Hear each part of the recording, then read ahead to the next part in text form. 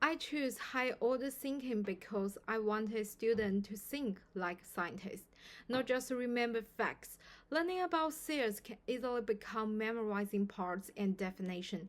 By asking students to guess and explain how many cells might be in the human body, I encourage them to think deeply, question ideas, and use logical reasoning before I give them the real answer. Also, when students compare different cells, they need to think deeply about structure and function instead of memorizing. This helps them develop critical thinking skills, build curiosity, and prepare for more complex science learning later. The prediction and justification task supports high order thinking by pushing students to make a reasoned guess and explain their thinking. Instead of copying information, they had to consider what they already know about the body and scale, then turn that into a logical hypothesis. Asking, why do you think so, makes students practice reasoning and evaluating ideas, which are key parts of higher level thinking skills. This strategy strongly supports middle year learners because students at this age learn best when they can think aloud, test ideas, and explain their reasoning. A case study in Maine and Pedgas shows that when year 7 students were asked to hypothesize, provide reasons, and share their thinking, their exploring talk, engagement, and confidence increased. Duckworth and Steinberg also note that metacognitive reflection and self-regulation are key for adolescent learners learning to control their own thinking process.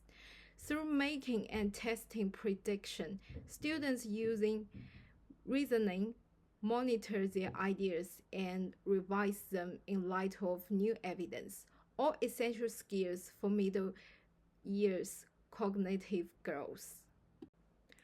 Comparative drawing supports higher order thinking because students visually analyze two cell types and explain similarities and difference. They are not copying information, they are using reasoning to show understanding. Asking students to represent ideas in picture also activates visual problem solving and helps them connect form and function in science. This strategy fits middle year needs because young adolescents learn well when they can think visually, compare ideas, and explain reasoning. Main and Pat Goss explain that students in year 7 to year 9 are expected to express meaning in visual and multimodal forms. Piaget emphasized middle year learners are developing abstract thinking and can use symbols to represent concepts, so drawing and comparing cells supports this development. Using visual reasoning also reduces overload and helps students communicate science ideas clearly, which supports confidence and deep learning at this age. I chose engagement because I wanted all students to feel confident to take part in the learning. In science, some students may worry about being wrong. By creating a friendly and welcoming classroom, I help students feel comfortable sharing ideas and trying new thinking. When students feel safe, they join in more actively and enjoy learning more. Safe and encouraging participation supports engagement by reducing fear and pressure. I told students that mistakes are normal in science and all ideas are welcome. This helps students feel relaxed, increase their confidence, and encourages them to participate. When students feel supported, they take risks, ask questions, and share their thinking more openly.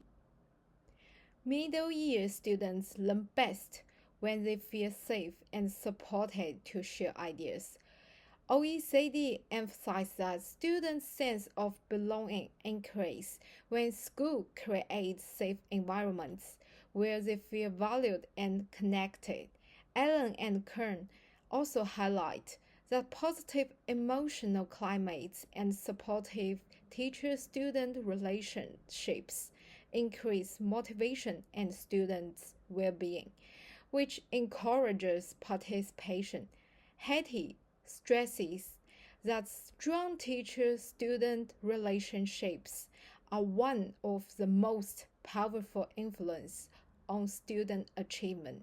So, by welcoming mistakes and encouraging every idea, I reduce anxiety, build trust, and help students feel confident to take risks and join learning discussions. Structure, timing, and task sequencing support engagement by giving students a clear rhythm for learning.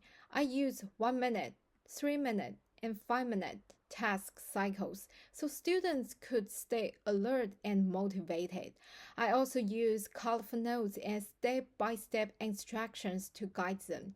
This routine helps students focus and participate without feeling overwhelmed.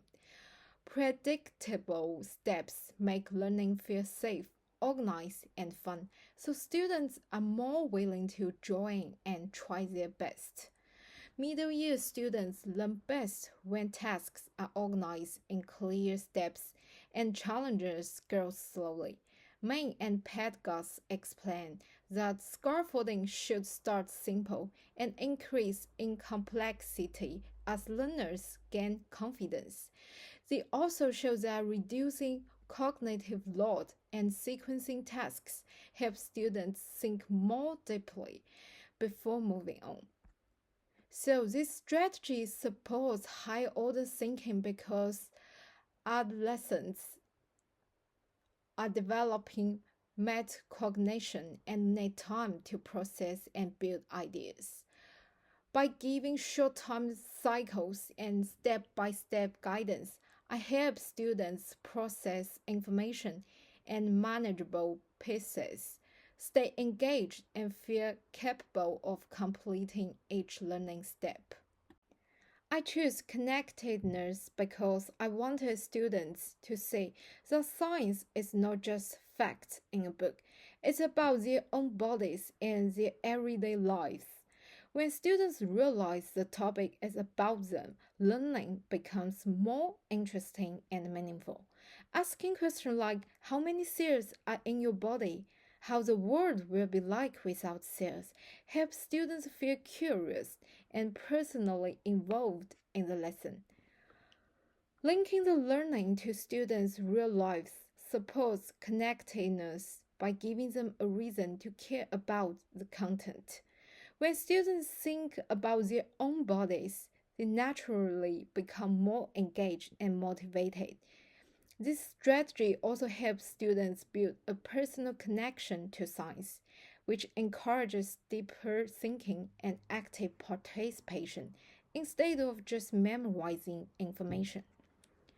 Middle year students keep learning when they can connect new ideas to their real world experience and personal identity. Pendergast and Main explain that authentic learning should link school knowledge with students' lived worlds and community contexts. They also highlight that meaningful, relevant curriculum increase motivation and belonging by connecting learning to what matters in students' lives. Using real-world personal examples like their own bodies, their own world, helps students see value in learning and strengthen engagement and higher order thinking. Peer sharing and public knowledge will support connectedness by giving students a chance to display their thinking and learn from one another. When students post their ideas and talk with classmates, they see different perspectives and build confidence. This approach helps students feel proud of their learning and shows that every voice matters, creating a positive and collaborative learning space. Middle year learners strongly benefit from collaboration and visible learning communities. Pedagogues and Main emphasize that displaying students' work and making their contribution visible builds belonging and ownership of the learning space. Main also explained that peer scaffolding and structured collaboration help ideas spread across the class and support deeper learning. Cooperative strategies like think, pair, share and group displays promote shared knowledge, confidence, and social connections, which are key developmental needs in adolescence.